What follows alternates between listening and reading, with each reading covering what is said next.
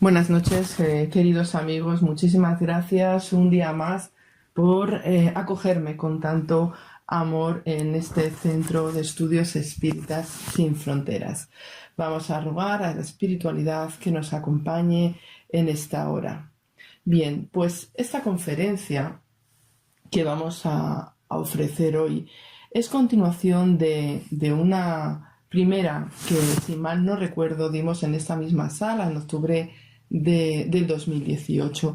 Bueno, pues el tema sugirió el poder ampliar el estudio con una segunda parte, ya que nos dejamos muchas cosas sin poder incluir.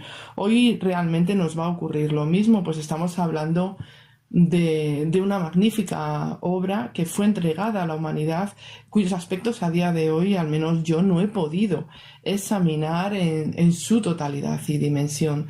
Pero sí es cierto que, tal como aconseja el propio codificador, es necesario predisponerse a un estudio serio, a un estudio metódico continuado. Para mí es muy importante el comprender cada una de las enseñanzas que contiene la codificación, pues sin cuyo conocimiento nos sería muy difícil, me atrevería a decir imposible, el asimilar correctamente todo aquello que después fue desarrollado con incuestionable maestría por León Denis, por Gabien Delam, por Yeley, pues todos los continuadores que son muchos, que hoy forman parte de nuestras vidas, pues realmente asumimos la tarea de la divulgación espírita al comprender su necesidad para nosotros y para el resto del mundo. En la primera conferencia fuimos presentando libro por libro algunos de los mensajeros que con este acto de amor dejaron su sabiduría, sus experiencias, pues los testimonios en las páginas pues de estas obras que desde entonces van a acompañar la evolución de nuestras almas. Hoy nombraremos a otros tantos homenajeando con el estudio la voluntad de hermanos que se pusieron al servicio de nuestro Maestro, porque en realidad fue lo que hicieron, se pusieron al servicio del Maestro Jesús y fueron extraordinarios colaboradores en un trabajo cuya responsabilidad asumió el mensajero de la renovación, nacido en Lyon en 1804. Antes de comenzar a conocer a estos nombres que vamos a traer hoy, recordad algo que Allan Kardec apunta en la introducción del libro de los espíritus, en el ítem que versa sobre la identificación de los espíritus. Él nos advierte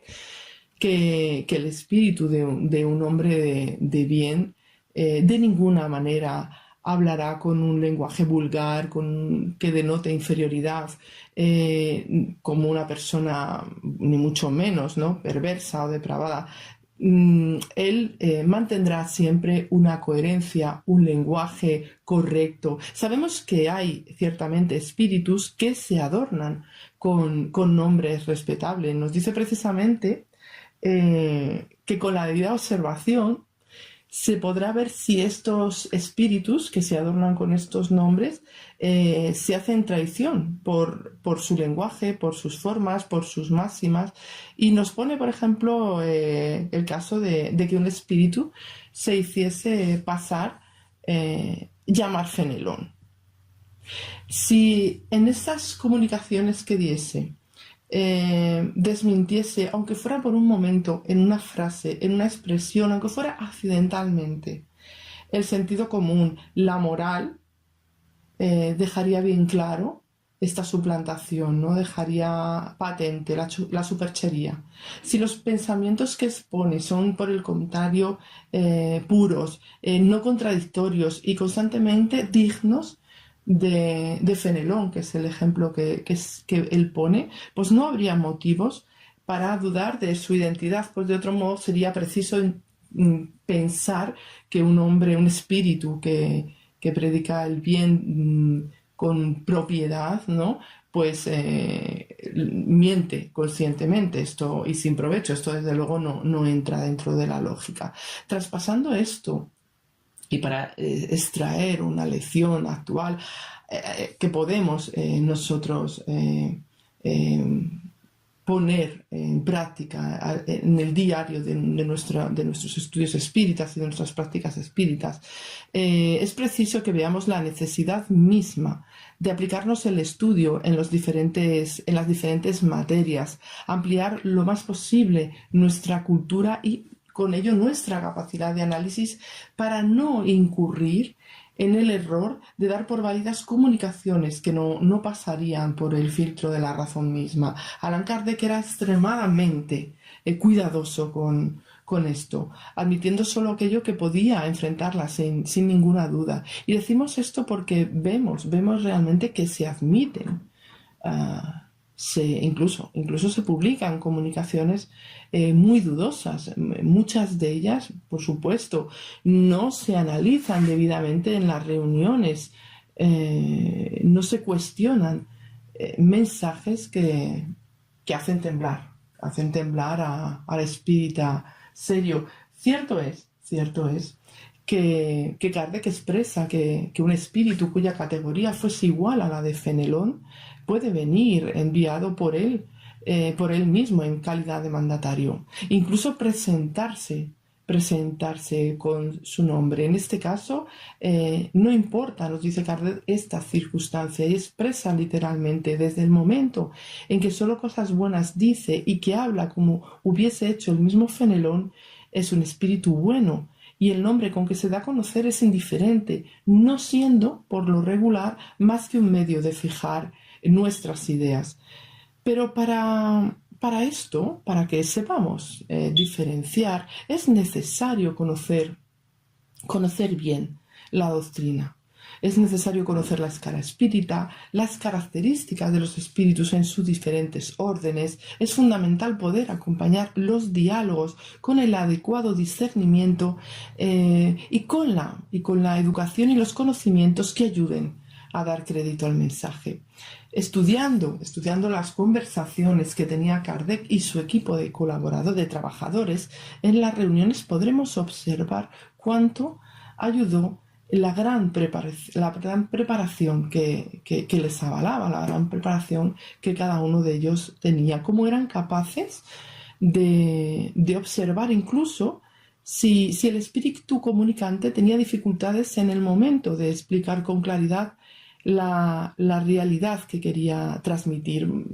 Voy a poner un ejemplo, ¿no? para que nos quede más claro esto. En el libro de los medios hay un espíritu que ofrece explicaciones sobre el fenómeno de aportes producidos por ciertos medios, tan solo en el estado de sonambulismo. Bien, este espíritu, que es el que interviene en la producción de los fenómenos que están estudiando, evidencia en sus respuestas una insuficiencia detectada por los presentes, como si no comprendiese en su totalidad la complejidad de lo que acontece. Kardec, dándose cuenta de esto, solicita entonces respuestas más esclarecedoras al espíritu Erasto, que, bueno, según Kardec, y que ya le conoce, es un espíritu desde el punto de vista teórico más esclarecido, al menos, ¿no? Mucho más ilustrado. Efectivamente, es en estas observaciones del discípulo de Pablo queda claro cómo el espíritu no tenía toda la claridad. Él se va viendo las explicaciones, las preguntas de Kardec, se ven las explicaciones de ese espíritu inmediato, las observaciones de Erasto, ¿no? Y queda plasmado también con esto cómo Kardec busca en todo momento las explicaciones más juiciosas y sabias, dándonos con ello una buena lección, ¿no? Y dice así, terminando, dice el uno, refiriéndose a este asunto, el uno es el artesano, el otro el sabio, y la misma comparación de estas dos inteligencias es un estudio instructivo, porque prueba que no basta ser espíritu para comprenderlo todo. ¿Bien? Muy bien. Pues retomemos el nombre de Fenelón, este notable espíritu que tanto contribuyó en la codificación. Recordemos que hablamos de François de Larignac de la Montfenelon. Es que fue escritor francés, nombrado en su momento arzobispo de Cambrai y muy dedicado a la educación. Él redactó el Tratado de la Educación de las Jóvenes en 1687 para el duque de Bourbon y sus 8 hijas. Eran muy amigos el duque y él. Escribió su explicación de las máximas de los santos en 1697. Esto le supuso ser desterrado a su diócesis y fue privado de sus títulos y pensiones, al igual que con la obra El Telémaco, que es una obra que va a tener su lugar en cierta parte de la codificación. Ya hablaremos de ello en otra conferencia. Publicó también Fábulas y Diálogos de los Muertos en 1700. Y vamos a ver un pequeño extracto de esta obra. En el tomo 1, en el diálogo 1, Mercurio y Charón, ¿no? Para comprender cómo se expresaba este hombre, decía que los elegidos, con preferencia para el gran cargo de la instructiva educación de los príncipes, empleándose en tan noble ejercicio, deben trabajar con vigilantísimo cuidado en corregir sus recientes vicios y en influirles con sagaz industria las virtudes y prendas propias de su estado y carácter, porque de la recta conducta de los príncipes depende el bien público. Ahora vamos al libro de los médiuns, a las disertaciones espíritas, donde hay un apartado sobre las sociedades espíritas. Y vemos un mensaje de Fenelón que tanto empeño siempre nos pone en hablar del egoísmo.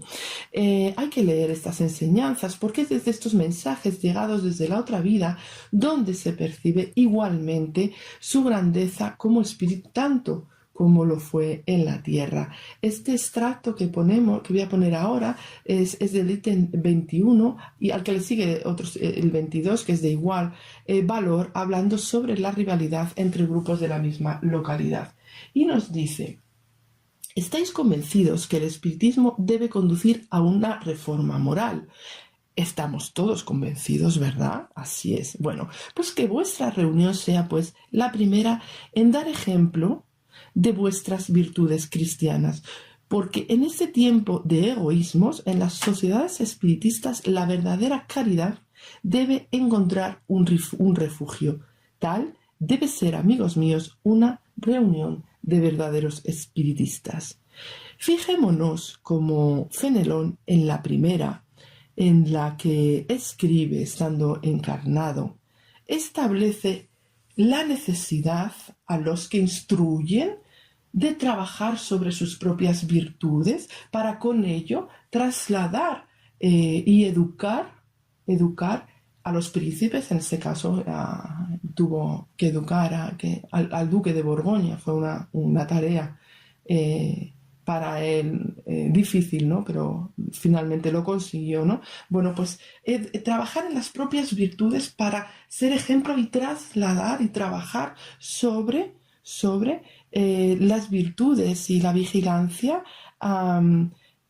de los príncipes, ¿no? Para que con esta reforma que consigan hacer, con esta línea de actitud positiva de los propios príncipes, de una buena conducta y producir así como consecuencia un bien público.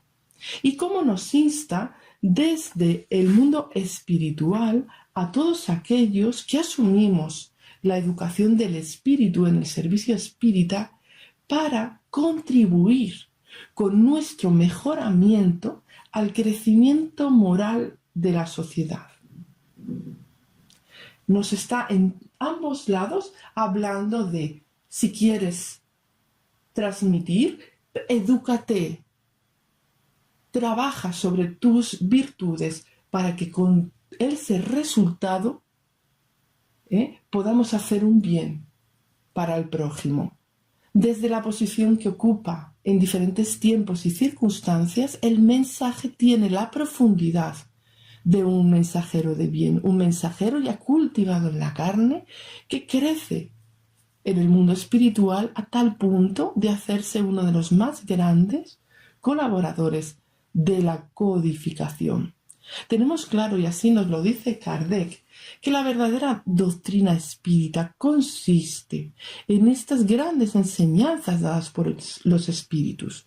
Los conocimientos de esta son demasiado importantes, demasiado graves para poderse obtener de otro modo que no sea por un estudio serio y continuado, como hemos dicho. Pero además dicen, hecho en silencio y recogimiento, porque solamente en estas condiciones puede observarse un número infinito de hechos y matices que pasan inadvertidos al observador superficial, aquel que hace pues un estudio, una lectura, y que permiten la adquisición de una opinión fundada. Es decir, necesitamos estudiar en recogimiento, en silencio, continuamente, cada día, para tener una opinión propia, para llevarlo a nuestro íntimo y así llevar a cabo esa educación, autoeducación que nos propone el espiritismo. Por ello estamos auscultando hoy, y así deberíamos hacerlo en nuestros centros, en nuestra vivencia espírita, estas enseñanzas y poder dar pequeñas pinceladas con nuestro comprender y nuestro actuar a fin de contribuir un poquito más a su extensión. Y realmente creo que es de obligación moral el recordar la respuesta que ofrecen los espíritus a la cuestión 627 del primer libro de la codificación. Kardec pregunta ¿qué utilidad tiene la enseñanza que imparten los espíritus si ya vino Jesús a enseñar las genuinas leyes de Dios? Los espíritus responden como en la época la palabra de Jesús solía ser alegórica y en forma de parábolas conforme el entendimiento de las gentes de entonces. Esto queda absolutamente claro para todos nosotros. Mas nos indican que es el tiempo en el que se hace necesario que la verdad se torne inteligible para todo el mundo, que llegue a todo el mundo que esté dispuesto a escucharla. Se precisa explicar y desarrollar esas leyes, puesto que dicen los espíritus, y esto es verdad, es así, hay pocas personas que las comprendan y menos aún que practiquen estas leyes. Nos queda muy claro cuando expresan que su misión es la de impresionar nuestros ojos y nuestros oídos para confundir a todo aquel en el que predomine ese orgullo, a todos esos orgullosos, y desenmascarar a los hipócritas, a los que de una manera o de otra practican las exterioridades de la virtud y de la religión para encubrir sus propios vicios. Así pues, la enseñanza de los espíritus debe ser clara e inequívoca, con el fin de que nadie pueda pretextar ignorancia y de que sea posible a cada uno juzgarla y apreciarla con su propia razón. Ellos nos dicen que están encargados de preparar el reino del bien que anunció nuestro Maestro. Y por esto no ha de ser lícito, remarcamos, no ha de ser lícito que pueda cada cual interpretar la ley de Dios a gusto de sus pasiones, y mucho menos falsear el sentido de una ley que es todo amor y caridad. Bueno, vamos a fijarnos en esto último, porque quisiera llamar a una reflexión con el permiso de todos ustedes.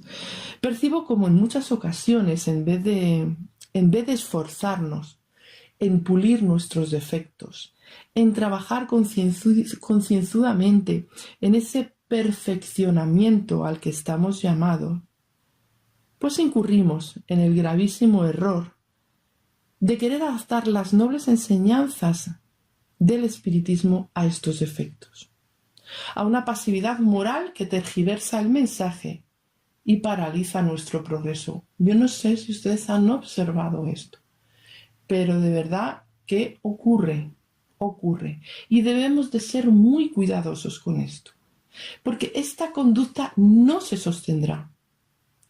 El espiritismo es un bien para la humanidad, no lo dudamos en absoluto. Mas yo les aseguro que no dará satisfacción al orgullo humano. Bueno, sigamos con algunos de los mensajeros de la codificación. Importante es recurrir a la revista espírita. Yo recurro muchísimo a ella, pues es en ella donde se desarrollan un gran número de comunicaciones, formando un excelente complemento y amplio complemento para el estudio. El papel de San Luis como guía de la Sociedad Parisiense de Estudios Espíritas es incuestionable. Ya hablamos de él en la anterior conferencia, ¿no? Sus respuestas, comunicaciones, disertaciones son de gran valor. Creo que fue en la revista de 1858 donde podemos leer, por ejemplo, una disertación sobre la avaricia dictada el 6 de enero de ese año a la señorita Armand Dufaux, que, como todos sabemos, colaboró con Kardec en la elaboración de la segunda y definitiva edición del Libro de los Espíritus cuando contaba tan solo, era muy jovencita, con 19 años, pero es cierto que ya había escrito antes la historia de San Luis, la historia de Luis IX, dictada por él mismo. Y en 1854, este texto, que fue publicado en este año, no pasó la censura del gobierno de Napoleón III y se prohibió su distribución, aunque 10 años más tarde sí se publicó. En 1855, con 14 años, Hermans ya había escrito en el transcurso de 40 sesiones la otra historia, la de Juana de Arco, dictada por ella misma, un gran espíritu, ¿no? Que también deja sus comunicaciones en la codificación. Ya creada la revista espírita y la Sociedad de París, Herman recibió 2 autobiografías mediúnicas más, la de los reyes franceses Luis XI y Carlos VIII. Estamos hablando de una medium de gran confianza para Kardec, por cuyo intermedio se recibieron excelentes mensajes, como por San Luis, ¿no? Como el que habla de la fatalidad, que es un tema tratado en el Libro de los Espíritus dentro de la ley de libertad. El rey, por ejemplo, cataloga la envidia como una de las más feas y más tristes miserias de nuestro globo. Responde a 25 cuestiones expuestas en el Libro de los Medios sobre las manifestaciones físicas. Nos habla sobre los límites y la necesidad de la encarnación en el Evangelio, las pruebas voluntarias y la resignación, en fin, importantísimas lecciones, ¿no? Según la historia, este regente lavaba los pies a los mendigos, compartía su mesa con leprosos, dio un ejemplo de vida virtuosa, a pesar de tener que atender las obligaciones propias de su cargo. Si leemos en el testamento espiritual que dejó a uno de sus hijos, tuvo 8, vamos a ver un mensaje, ¿no? Que deja de manifiesto cómo era él, ¿no? Le dice: ten piedad para con los pobres, desgraciados y afligidos, y ayúdalos y consuélalos según tus posibilidades. Da gracias a Dios por todos sus beneficios, y así te harás digno de recibir otros mayores. Obra con toda rectitud y justicia, sin desviarte a la derecha ni a la izquierda. Ponte siempre más del lado del pobre que del rico, hasta que averigües de qué lado está la razón. Pon la mayor diligencia en que todos tus súbditos vivan en paz y con justicia. Estas palabras son de San Luis en la carne, perfectamente acorde con las enseñanzas que va a ir derramando con inmenso amor en los tiempos de la codificación. Estamos conociendo a los espíritus que hablaron en la codificación ya en su experiencia en la carne, como en sus mensajes desde el cielo. Y en la revista espírita de 1858 también leemos un diálogo mantenido con este espíritu que vamos a ver, Bernard Palissy. Antes de hablar de él como espíritu, vamos a ver algo de su estancia en la carne en el siglo XVI. Él fue artista y filósofo nacido en Francia. Se cree que en 1510, aunque careció de una instrucción formal, tuvo muchas inquietudes y desarrolló muchas habilidades. Aquí lo tenemos, ¿no? Él se desempeñó como pintor sobre vidrio, alfarero, orfebre, agrimensor, diseñador de jardines. También se desarrolló como químico y biólogo y escritor. Fue un polímata que destacó por su excelencia en la cerámica. Es conocido en el mundo del arte por su trabajo, sobre todo en la cerámica, en la que logró notables adelantos en la ejecución, especialmente con el esmalte. Y tuvo, como no, también que pasar por muchas privaciones y disgustos familiares, fíjense, en ocasiones, para poder mantener el fuego de sus hornos ante la carencia de recursos para adquirir los combustibles necesarios, pues se vio obligado a quemar muebles de su propia casa.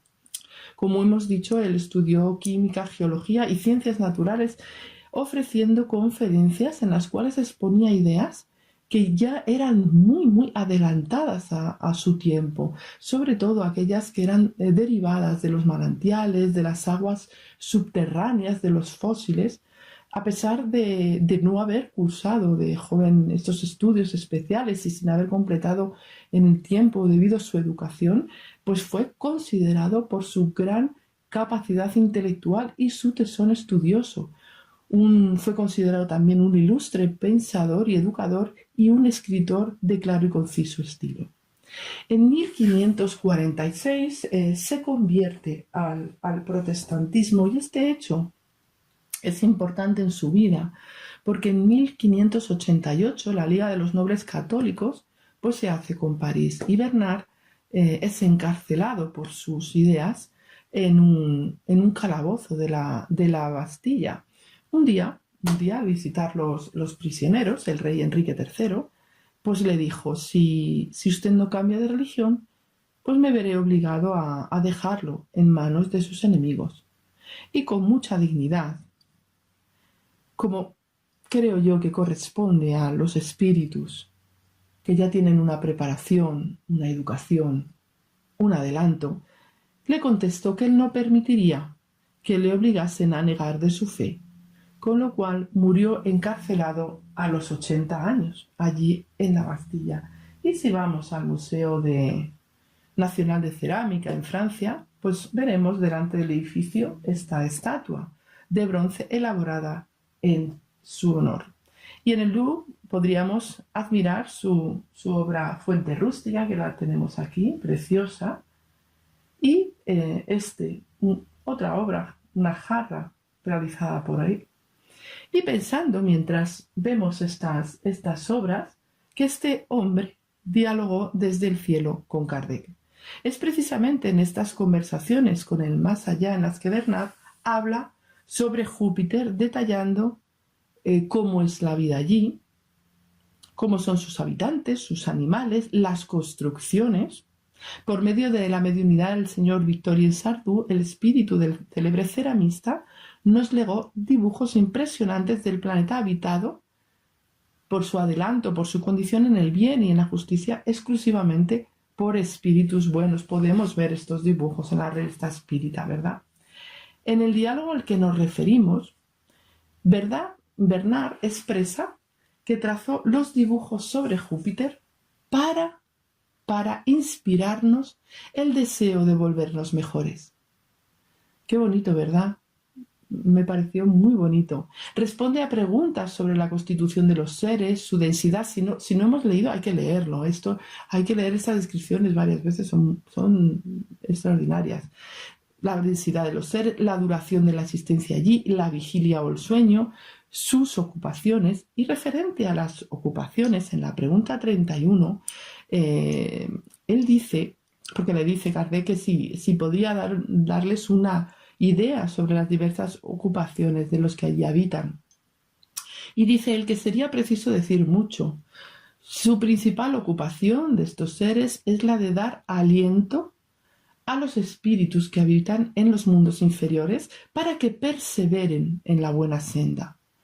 Al no haber infortunios, dice, que aliviar entre ellos, van en busca de los que sufren. Son los espíritus buenos que os sostienen y os atraen a la buena senda. Con toda la belleza que tienen, con todo el adelanto, con todo lo que les rodea, con todo lo que han crecido, ellos se ocupan de dar aliento a los espíritus que habitamos en lugares inferiores. Habitando Júpiter se encuentran espíritus como San Luis, Mozart, el mismo Palissy, Cervantes, Zoroastro. Solamente con la lectura de las descripciones que se ofrecen en la revista Espírita podremos ver la magnífica realidad de este planeta y siempre dándonos cuenta que la principal intención, imagino yo, por lo que se extrae de estas comunicaciones sobre la pluralidad del mundo, más allá de instruirnos, que lo es, se dirige a mostrarnos lo que el desarrollo integral del ser, encaminado por los senderos rectos, puede llegar a conseguir. ¿Verdad? Como decía Bernard. Bueno, vamos a conocer un poquito más a una mujer que mencionamos en la conferencia anterior, la mencionamos muy poco. Ella es Madame de Girardin, que no es otra que la célebre escritora Delphine Gay, nacida en el año 1804, el mismo año en que Hippolyte Léon de Missart-Rival llegaba al mundo. De nacionalidad francesa, aunque ella nació en Aquisgrán, luego tuvo la nacionalidad francesa, fue miembro activo de una brillante sociedad literaria. Ella frecuentaba figuras como estas que vemos en pantalla, algunas de las cuales dejan sus mensajes también en la literatura de Kardec, ¿no? En la obra de Kardec. Kardec recoge sus mensajes, por ejemplo, de Alfred de Musset, hay unos cuantos. Bueno, pues Théophile Gautier, Alfred de Musset, el compositor Franlis, Alejandro Dumas, también estaba Balzac, que no lo hemos puesto, y como no, Víctor Hugo. Víctor Hugo, que era amigo personal de Delphine, y fue ella la que le introdujo en la práctica con las mesas, en los fenómenos de las mesas parlantes. Cuando se encontraba en el exilio, sabéis que Víctor Hugo se fue exiliado, ¿no? Bueno, pues ella un día cogió un barco y se fue a ver a su amigo Víctor Hugo a Jersey. Y allí comenzaron la práctica, Víctor Hugo y su familia con Delphine, estas sesiones, ¿no? En la primera de ellas no se obtuvo ningún resultado. Los espíritus no se pronunciaron, y fue cuando Delphine dejó una frase también interesante para nuestro estudio. Dice: los espíritus no son caballos de coche de alquiler que esperan al cliente, son libres y vienen solo a su hora. Bueno, después de esta sesión sí que tuvieron otras sesiones productivas, y Víctor Hugo fue progresivamente convenciéndose de ello. En una de ellas se cuenta que pudo hablar con su hija Leopoldine. Creo que esta fue la sesión que realmente más le impactó, ¿no? Leopoldine y su marido murieron ahogados, ¿no? En unas circunstancias, creo que se acababan de casar e incluso estaban esperando un hijo. Bueno, pues murió, y ella se puso en contacto mediante las mesas parlantes. ¿Bien? Recientemente he comprado un libro que está dentro de la literatura hugoliana, que se llama Lo que dicen las mesas parlantes, en el que se narran estas sesiones. La verdad es que me apetece mucho leerlo, todavía no le he echado más que una ojeada, ya les contaré, me parece muy interesante. Bueno, pues Delphine se casó con Émile de Girardin, que fue un periodista y político francés, pasando entonces a ser conocida como la señora Girardin. Ella era poetisa y periodista, escribía en el diario La Presse de Francia, ¿no? Bajo el seudónimo de Visconde de Launay. Vemos aquí los seudónimos que ella tenía. Escribió crónicas de la Sociedad del Tiempo de Luis Felipe, que se conocieron como cartas parisinas. Se presentaba con estos seudónimos que ponemos en la pantalla, y en los escritos de la revista Vienen algunos con bajo estos nombres, ¿vale? Bajo estos seudónimos. Tuvo la oportunidad de encontrarse con el profesor Rivail personalmente, posiblemente en alguna de las reuniones que él frecuentaba en las investigaciones en torno a los fenómenos que acontecían en París. Allan Kardec, en el libro de los Médiums, designa bajo el nombre de mesa Girardin a un tipo de mesa utilizada en las numerosas comunicaciones que obtuvo la escritura como medium, ¿no? Nos cuenta que este instrumento consiste en un sobrevelador movible de pues, aproximadamente 30 a 40 centímetros de diámetro, que gira libremente y fácilmente sobre su eje, como si fuera una ruleta. Sobre la superficie, en la circunferencia, estaban trazadas pues las letras y los números y las palabras sí, no. Y en el centro había una aguja fija. Si colocaba el medium sus dedos sobre el borde de la mesita, esta gira y se detiene cuando la letra pues deseada está bajo la aguja. Entonces se van tomando las notas con las letras indicadas y se forman así relativamente rápido para la época las palabras y las frases. La particularidad es que la mesita, nos dice Kardec, no se escurre bajo los dedos, sino que los dedos quedan en ella aplicados siguiendo el movimiento de la mesita. Bueno, pues Encarnada ya habíamos visto que dejó muchos escritos y en la revista Espírita vamos a encontrar y en la codificación. Creo que todos hemos leído el ítem, la desdicha real, que está firmado en el Evangelio según el Espiritismo. Bien, pues este está firmado por Delphine de Girardin en París de 1861. Por poner otro ejemplo, voy a señalar un debate muy interesante y curioso que se produce entre diferentes espíritus. Está plasmado en la revista Espírita de 1861 y se titula El estilo es el hombre. Es polémica entre varios espíritus, ¿no? Y bueno, pues aquí intervienen estos espíritus, ¿no? A través de tres medios, el señor Didier, el señor de Ambel y la señora de Costel, se comunican Lamennais, ya hablamos mucho de él en la otra conferencia, el conde de Buffon, los tenemos a todos aquí, Bernardí de Saint-Pierre, Gerald de Nerval, la propia Delphine, y cerrando la polémica, habla Erasto, que en algunas ocasiones vemos puesto Erasto, guía del medium, ¿no? Pues, según nos pone en la revista, era el guía del señor de Ambel. Realmente es digno de leer. Lamennais lo que hace es una disertación sobre el aforismo de Buffon. Este aforismo es el estilo, es el hombre. A partir de aquí comienzan una serie de alusiones, respuestas críticas entre los diferentes espíritus, siempre desde el respeto y la impecable expresión de la educación.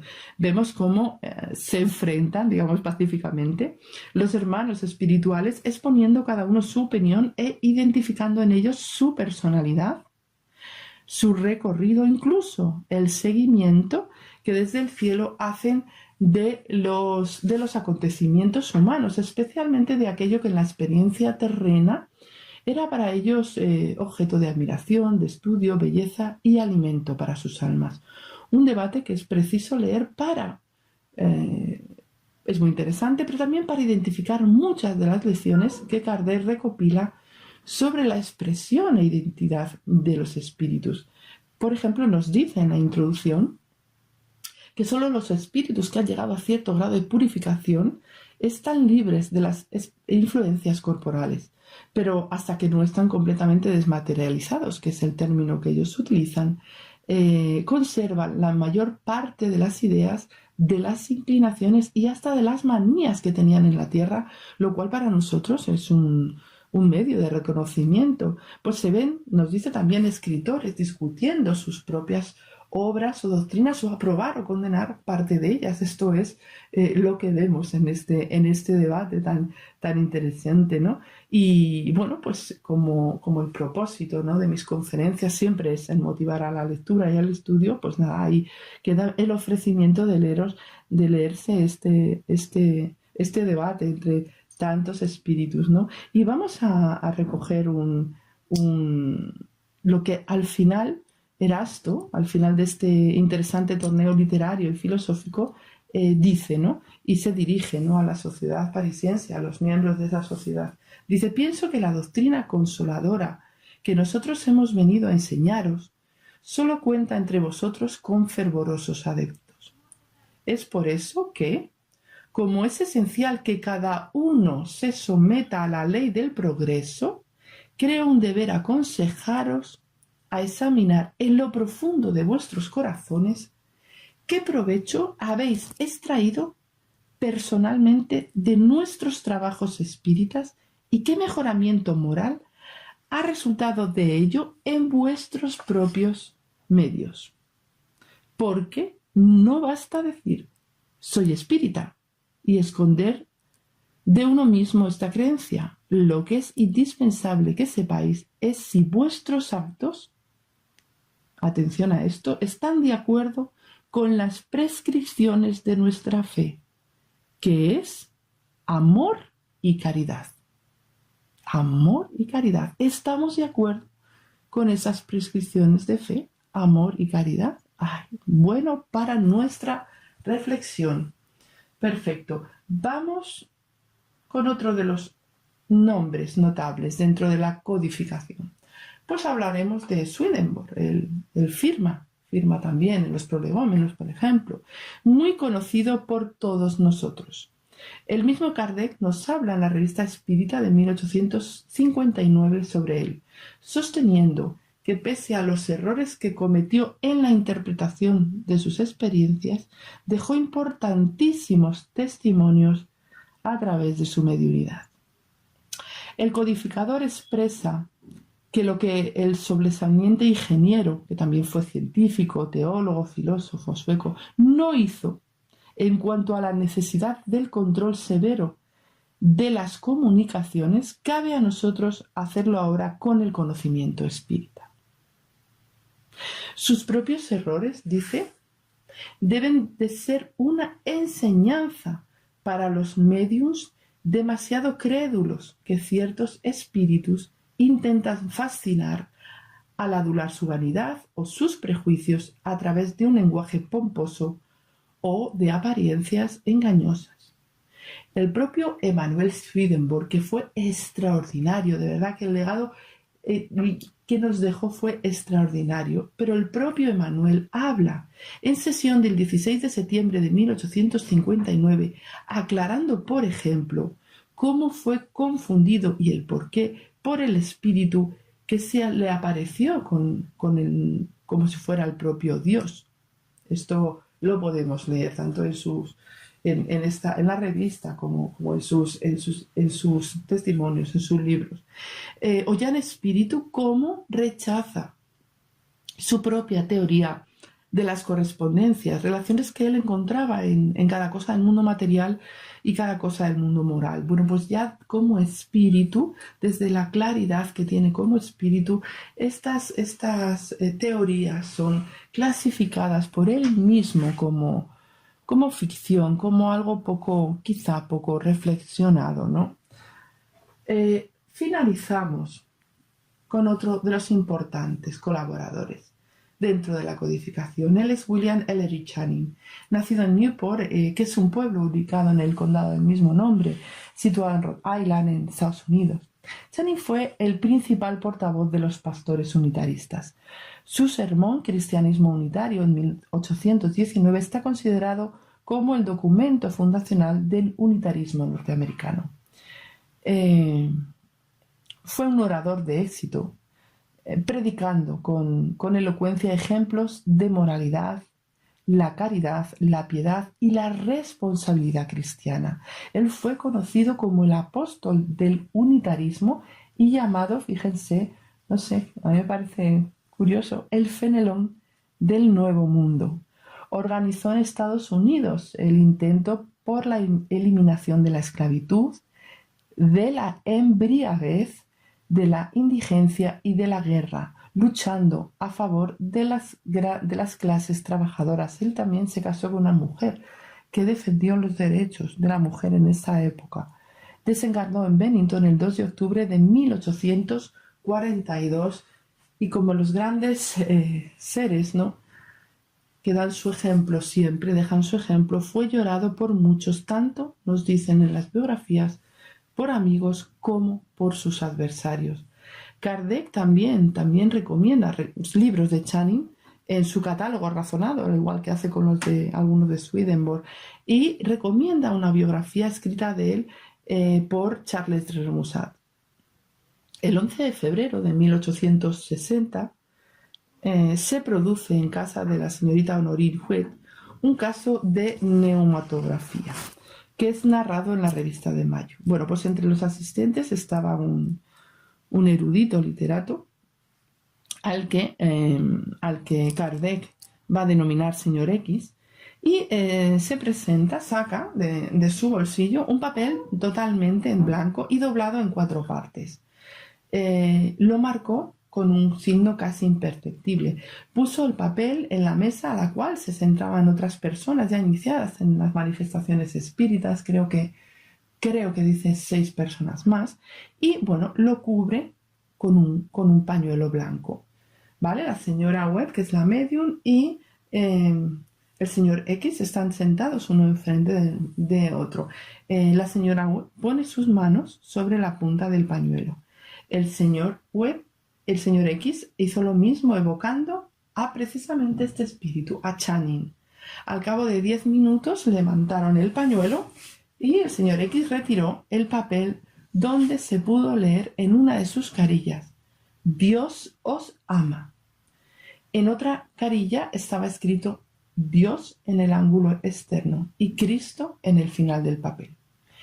Repiten de nuevo esta prueba. Al cabo de un cuarto de hora, levantan otra vez con el mismo procedimiento y ven en la superficie inferior y en caracteres firmemente trazados de negro las palabras Dios os ama, en inglés, escritas en inglés, God loves you, y más abajo pone Channing.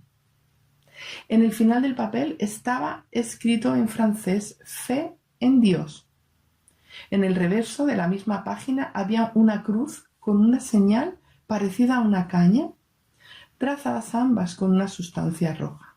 Bueno, pues al final de la prueba, el señor X pudo, gracias a la psicografía por medio de la señorita Webb, conversar con Channing, que explica el sentido de sus frases. No lo voy aquí a narrar, pero él dice: tengo que ofreceros una prueba.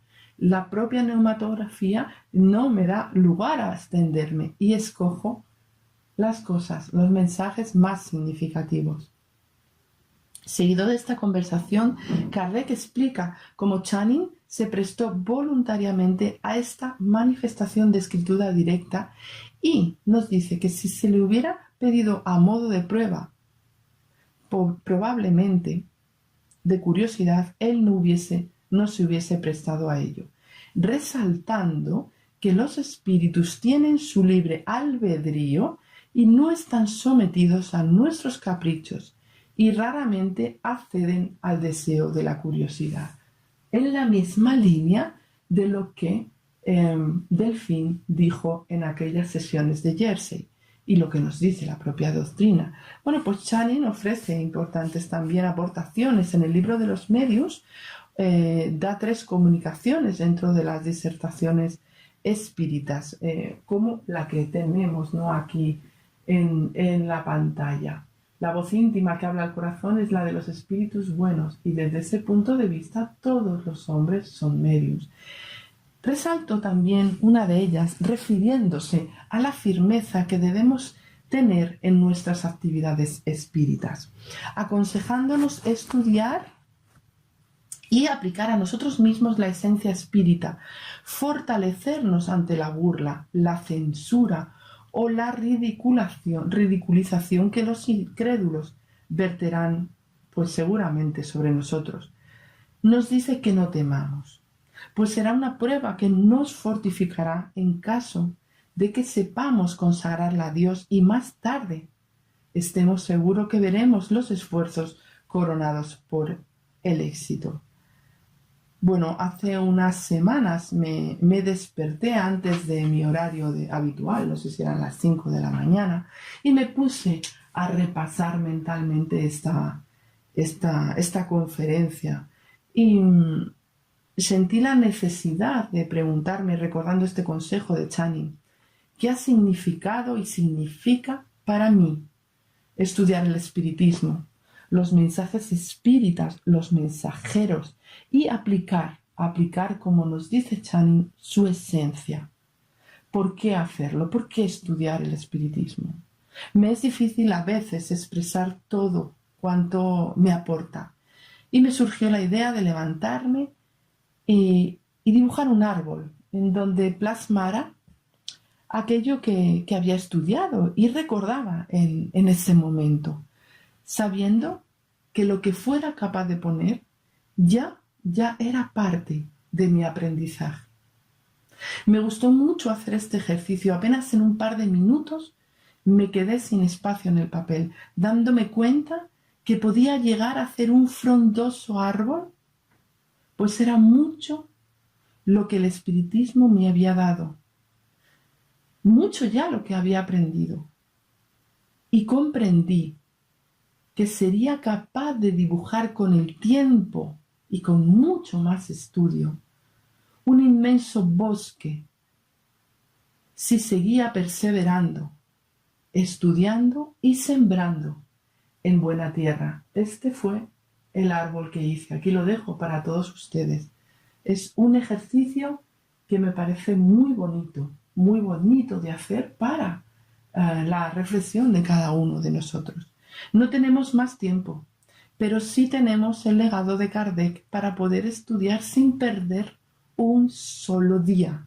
Cada espíritu que colaboró en la codificación, cada frase recogida en las obras del Maestro de Lyon, cada mensaje, experiencia, cada pregunta y su respuesta, cada reflexión, incluso cada acción detractora que movilizó después la inquietud de muchas almas, forman parte de la gran expresión de amor ofrecida desde los cielos a una humanidad destinada a la bella transformación, aquella que regenera y florece, fortalecida y luminosa, para seguir creciendo en el infinito caminar. Muchísimas gracias a todos, muy buenas noches y mucha paz.